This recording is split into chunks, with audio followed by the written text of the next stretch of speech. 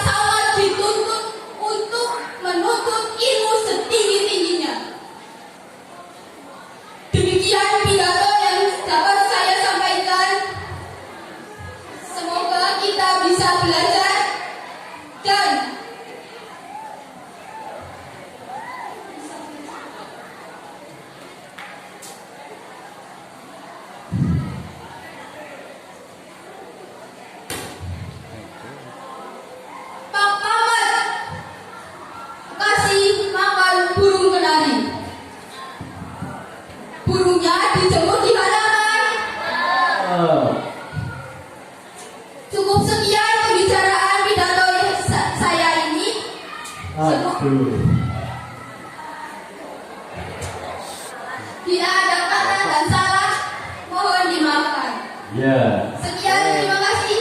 Wallahu muwaffiq ila aqwamit thoriq. Wassalamualaikum warahmatullahi wabarakatuh. Waalaikumsalam warahmatullahi wabarakatuh. Beri tepuk tangan yang meriah untuk Dr. Ki 2. Bismillahirrahmanirrahim. Assalamualaikum warahmatullahi wabarakatuh. Hamdan wa syukranillah. Alhamdulillah. Amma ba'du.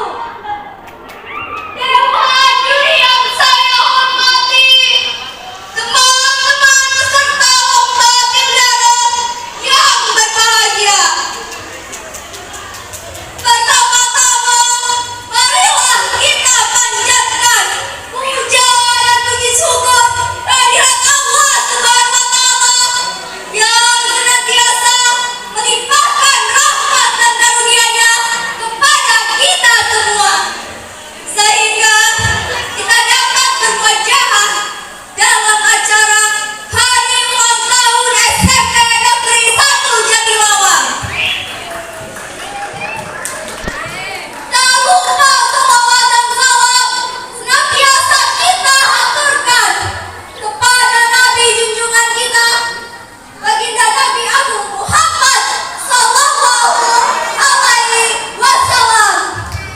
Semoga kita mendapatkan syafaatnya di yaumul kiamah.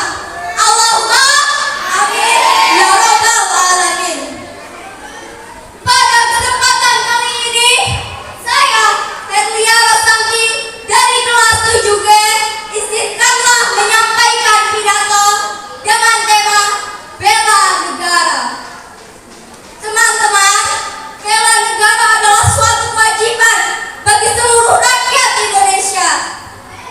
Bela negara dapat dicerminkan dari perilaku dan tindakan kita. Contohnya, dengan menaati hukum yang ada di Indonesia. Pada intinya, bela negara harus didasari dengan rasa nasionalisme dan rasa cinta tanah air. Mengapa kita harus memiliki rasa cinta tanah air? Karena tanah air adalah tempat di mana kita dilahirkan, tempat di mana kita dibesarkan, dan tentunya tempat berlindung di hari tua sampai akhir menutup mata.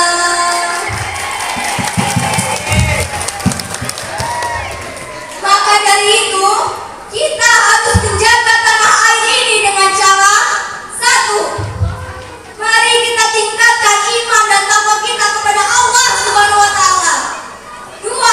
Mari kita belajar dengan tekun. 3. Mari kita pertahankan adat istiadat negeri ini.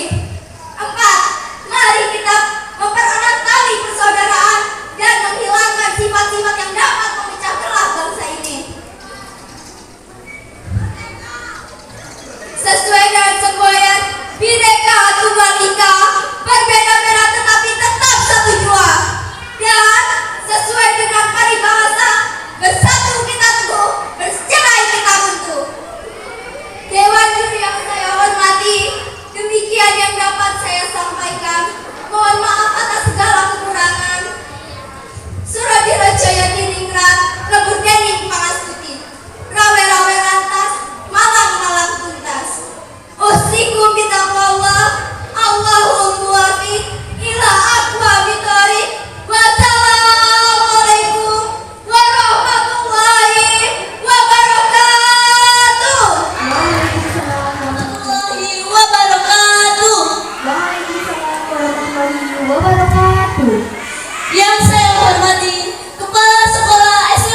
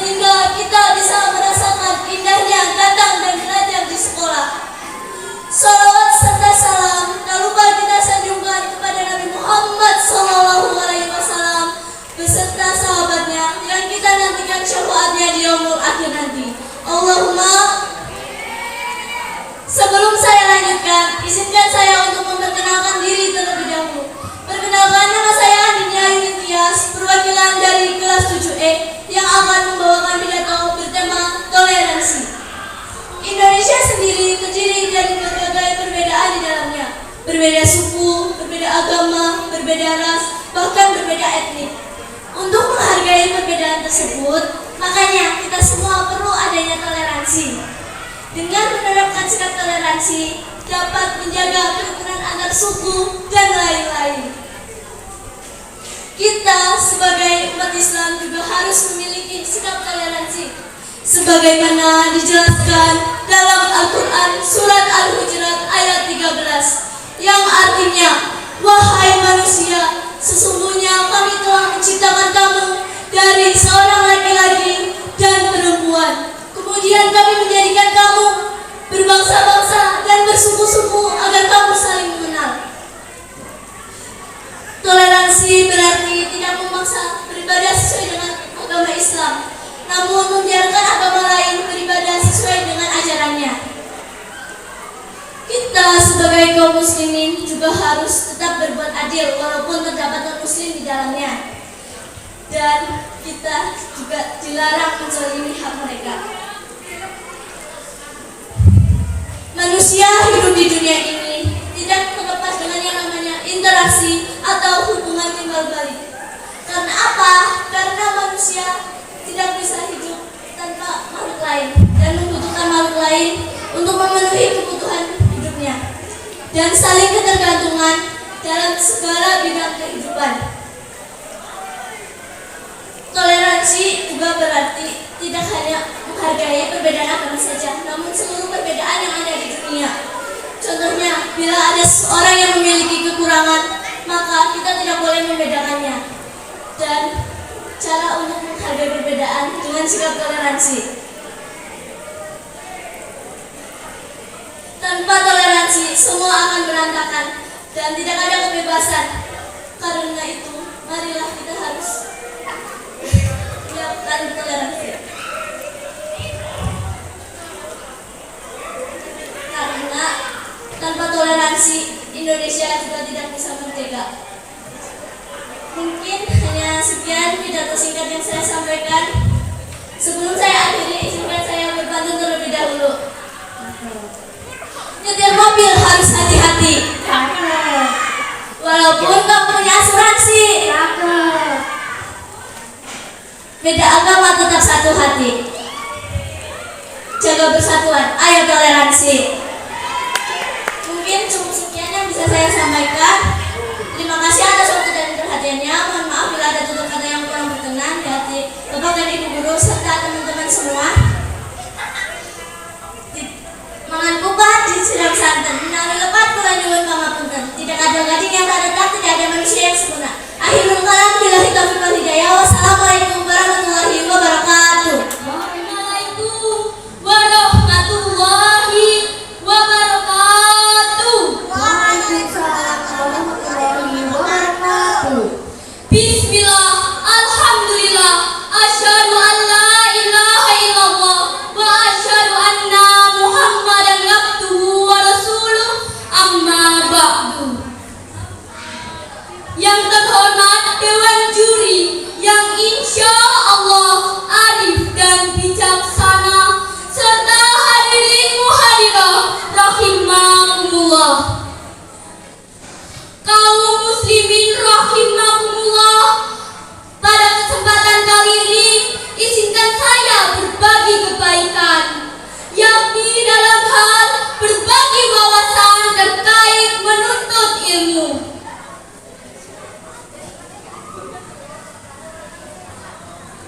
Marilah kita senantiasa meningkatkan ketakwaan dan ketaatan serta ibadah kepada Allah Subhanahu wa taala serta agar senantiasa dirahmati Allah. Adapun untuk meningkatkan ketakwaan, maka tentu saja kita harus mau belajar, mau mengaji dan menambah ilmu. Seluruh ilmu yang dapat menjadikan kita bisa semakin mendekatkan diri kepada Allah, baik berupa ilmu ibadah makhluk seperti tata cara salat, membaca Al-Quran, berpuasa, dan berhaji. Setiap muslim diwajibkan untuk menuntut ilmu. Hal ini sesuai dengan hadis Nabi Muhammad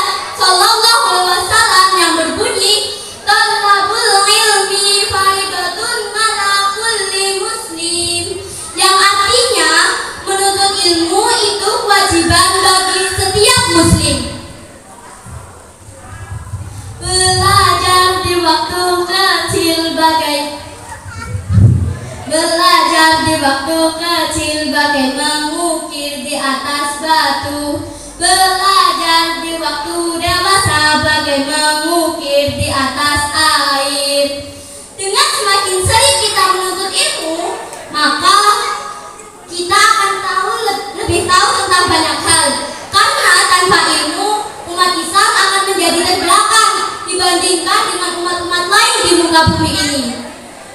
Demikian yang bisa saya sampaikan, kurang lebihnya mohon maaf. Usikum wa nafsi bitaqwallah, billahi taufiq wal hidayah. Wassalamualaikum warahmatullahi wabarakatuh. Waalaikumsalam warahmatullahi wabarakatuh. Waalaikumsalam warahmatullahi wabarakatuh.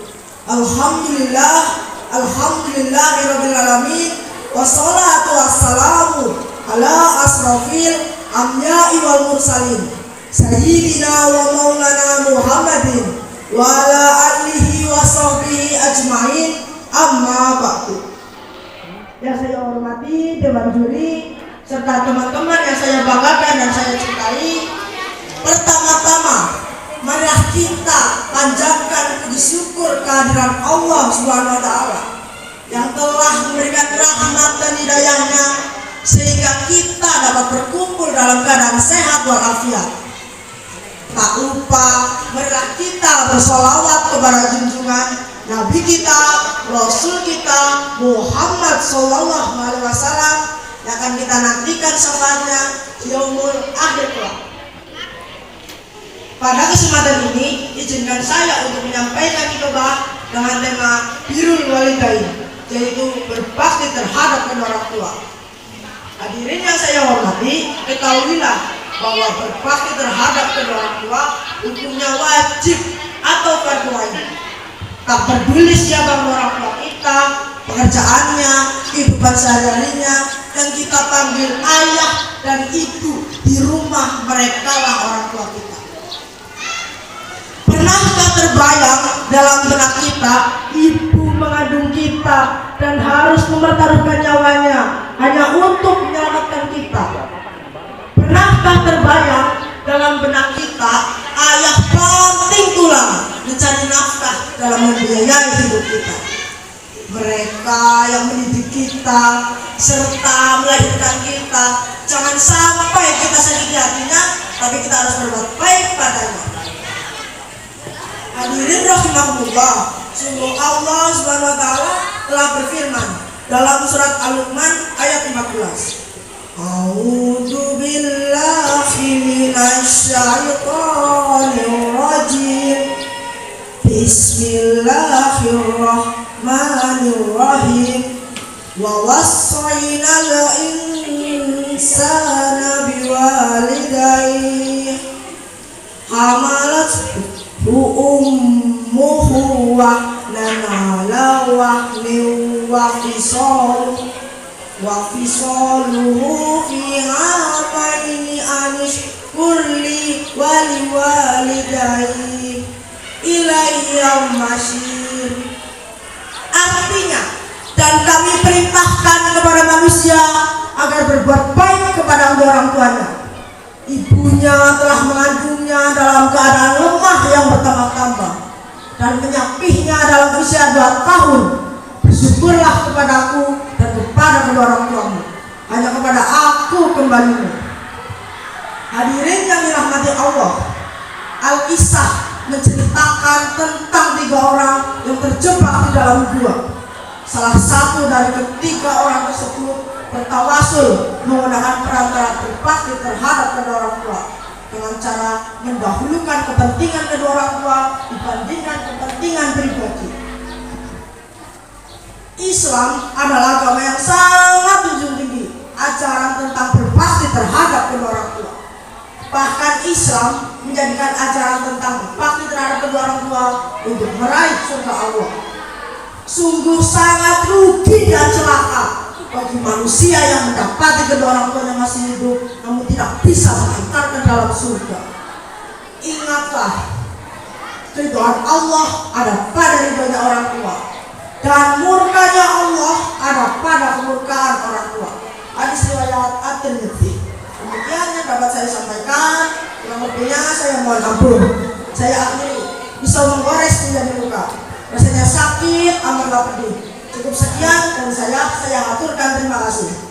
Wassalamualaikum warahmatullahi wabarakatuh. Waalaikumsalam warahmatullahi wabarakatuh. Assalamualaikum warahmatullahi wabarakatuh.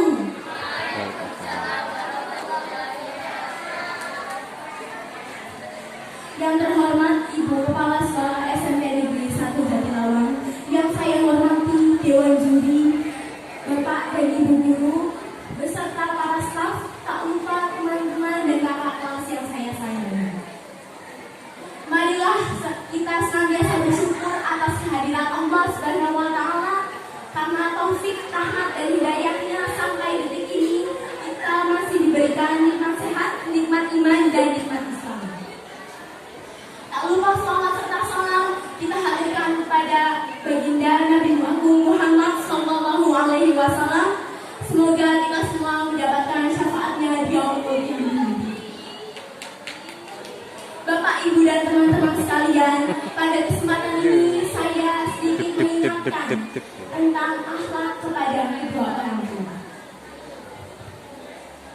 Kita sebagai manusia berkewajiban untuk berbakti kepada kedua orang tua. Sebagaimana salah satu firman Allah pada surat Al-Isra ayat 23 yang berbunyi sebagai Wa qadara rabbuka alla ta'budu illa iyyahu wa bil walidaini ihsana. Yang artinya, dan Tuhanmu telah memerintahkan kamu agar kamu jangan menyembah selain Dia, dan hendaklah kamu berbakti kepada ibu dan bapak. Teman-teman sekalian, ibu mengandung selama kurang lebih 9 bulan. Beliau merasakan mual, muntah, sakit pinggang, wis pernah oke.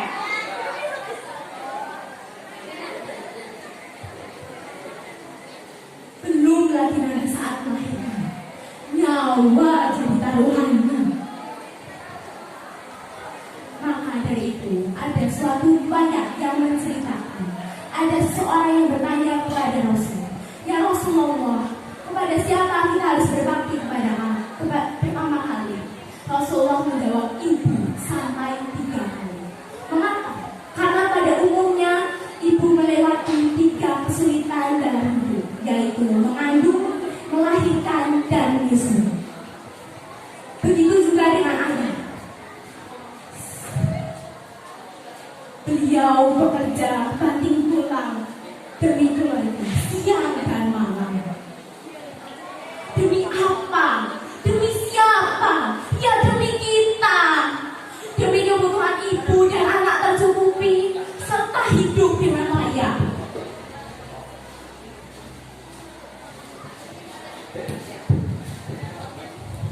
Lantas, sebagai seorang anak, sudahkah kita membalas perjuangan beliau? Sudahkah kita membalas jasa-jasa beliau? Mungkin semua yang dilakukan orang tua kita terhadap kita merupakan salah satu kewajiban.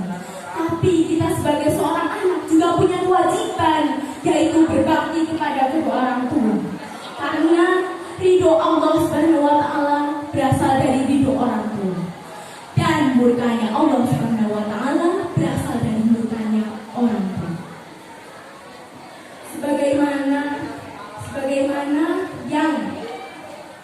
Sebagaimana yang diriwayatkan Abdullah bin Umar radhiyallahu an dari Nabi Muhammad SAW, dia bersabda,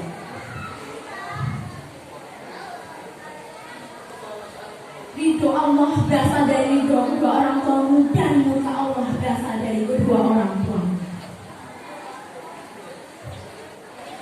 Sebelum saya akhiri, marilah kita bersama-sama berdoa untuk kedua orang tua kita.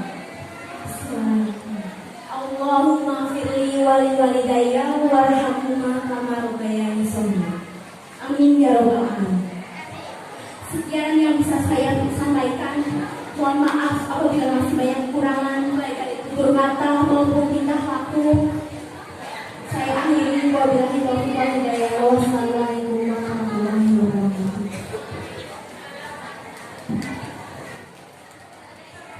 Assalamualaikum warahmatullahi wabarakatuh. Bagus kayak bagus. Iya bagus. Yang saya hormati Ibu Kepala Sekolah SMP Negeri 1 Jatilawang, Bapak Ibu Dewan Juri, dan teman-teman yang saya cintai dan saya banggakan. Sebelumnya, perkenalkan, saya Dika Eko Pratama, perwakilan dari kelas 7C. Pertama-tama, marilah kita panjatkan puja dan puji syukur atas kehadiran Tuhan Esa, karena berkat rahmatnya kita dapat berkumpul di tempat ini dalam keadaan sehat walafiat. Pada kesempatan kali ini saya ingin menyampaikan kabar atau dua kata mengenai kebijakan dalam bersosial media. Tentu saja, di era digital ini semua orang tidak bisa jauh darinya, elektronik seperti handphone. Baik yang tua maupun yang muda tidak ada bedanya. Mereka dapat memainkan handphone untuk bermain media sosial dimanapun, kapanpun, asalkan ada koneksi internet. Hal yang akan saya bahas pada pidato kali ini, bagaimana cara remaja dapat menggunakan media sosial dengan bijak. Pada awalnya media sosial hanya digunakan masyarakat umum hanya sekedar untuk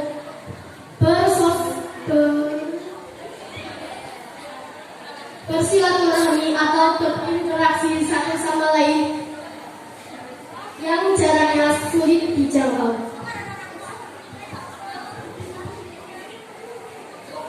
Dan mana kita tahu bagaimana alat teknologi semakin hari semakin maju berkembang. Namun tidak dipungkiri bahwa media sosial membawa dampak positif bagi sendiri, seperti kita dapat berkomunikasi jarak jauh melalui handphone kepada teman yang sudah lama tidak berjumpa. Demikian pidato saya sampaikan. Maaf apabila ada kata yang kurang menyenangkan. Terima kasih. Wassalamualaikum warahmatullahi wabarakatuh.